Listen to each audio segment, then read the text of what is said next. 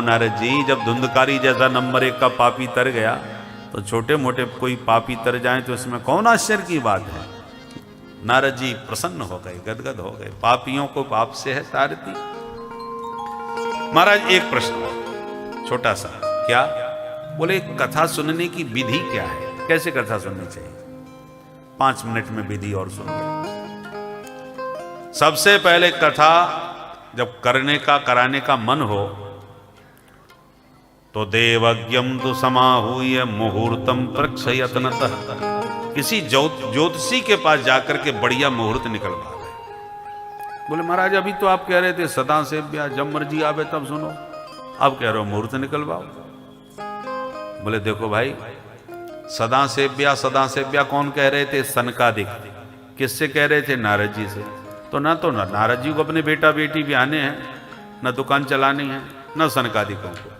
तो सनकादिक और नारद जी जैसे पक्कड़ सन्यासी विरक्त महात्मा है, उनके लिए सदा सेव्या, 12 मास 24 घंटे कभी भी कथा सुने, कोई नियम नहीं।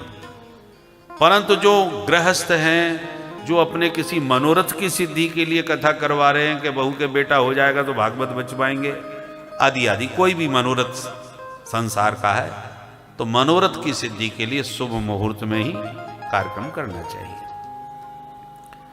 दूसरी बात, जब शोधन हो जाए तो किसी विद्वान ब्राह्मण के पास जाकर के उन्हें व्यास रूप में वर्ण करें। व्यास गद्दी पर जब वक्ता विराजमान हो जाए तो शुकरूप प्रबोधज्ञ सर्वशास्त्र विशारद एतत् कथा प्रकाशेन मदज्ञानम विनाशय, प्रार्थना करे कि हे व्यासनंदन भगवान सुखदेव, आप इस रूप में विराजमान हो हमारे सामने, आप अपनी वाणी से हमारे जन्म जन्मांतर का अज्ञान मिटा दीजिए और हमारा कल्याण कीजिए। इसी भाव से उनका पूजन करे प्रतिदिन। महाराज भोजन, बोले भोजन का तो ऐसा है 7 दिन तक बिल्कुल निराहार रह के कथा सुने तो निश्चित कल्याण है। नारद जी बोले तब तो हो गई कथा, एकादशी तो निराहार मुश्किल से हो नहीं पाती और आप 7 दिन की बात कर रहे हो। बोले निराहार ना रह सके तो घृतप पानम, केवल घी पी करके रहो। बोले महाराज घी तो चुपड़ने के लिए डॉक्टरों ने मना कर दिया है रोटी, और आप पीने की बात कर रहे हो, घी कौन पिएगा? बोले घी ना पीवे तो पयः पानम, दूध पी के रहो। बोले दूध भी ना पचे तो? बोले फलाहारम, फल खा करके रहो। और फलाहार से भी 7 दिन तक काम न बने तो? बोले तो फिर एक समय भोजन एक समय फलाहार। बोले हाँ ये ठीक है। और महाराज एक समय के भोजन से भी बात न बने तब? सनकादिक बोले तो 5 बार भोजन करके आओ, कोई परेशानी नहीं। पर नियम यही है कि भोजन तभी करके आना जब कथा में मन लगे। वो किसी किसी का हो सकता है जठराग्नि भीमसेन जैसी जोरदार हो कि खा के ही आनंद आता है कथा सुनने में, तो खा के ही आओ फिर। नहीं तो पता चला कि हमने तो एक समय भोजन का नियम लिया है महाराज, अब बार बार घड़ी देखना चालू कर दिया। महाराज जी को इशारा कर रहे, महाराज देखो कितने बज गए, अब तो कृपा करो, चूहे कूद रहे हैं पेट में। तो कथा में तो मन नहीं लग नहीं रहा क्योंकि भोजन में ध्यान पड़ा है। उससे तो अच्छा है भोजन करके ही पधारे।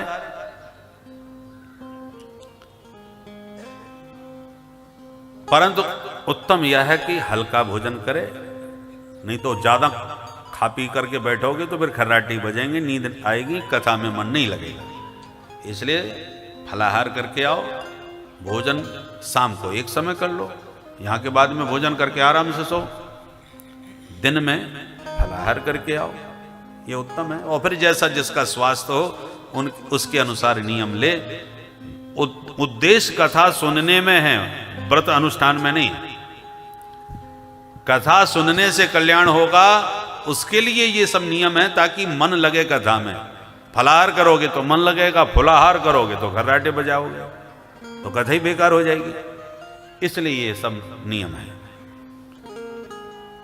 कथा के विश्राम में सभी श्रोताओं को भगवान नाम संकीर्तन बड़े प्रेम के साथ प्रतिदिन करना चाहिए। कीर्तन की बात सुन के मन खुश हो गया नारद जी का, तुरंत वीणा पर छेड़ दिया राग मालकोश। प्रहलाद जी प्रकट होकर ताली बजाने लगे। कीर्तन में ताली जरूर बजाना चाहिए। उद्धव जी मजीरा बजाने लगे। नारद जी वीणा बजाने लगे। देवराज इंद्र ने प्रकट होकर मृदंग बजाना चालू कर दिया। अर्जुन ने स्वरों का आलाप भरना चालू कर दिया। सनकादिक जय जयकार करने लगे। सुखदेव भगवान प्रकट हो गए, जो भागवत के मधुर श्लोकों का गुण गान करते हुए चले आ रहे हैं। भक्ति ज्ञान वैराग तीनों ने प्रकट होकर के ताता थैया करके नाचना प्रारंभ कर दिया। गायन वादन नृत्य के साथ दिव्य संकीर्तन प्रारंभ हो गया।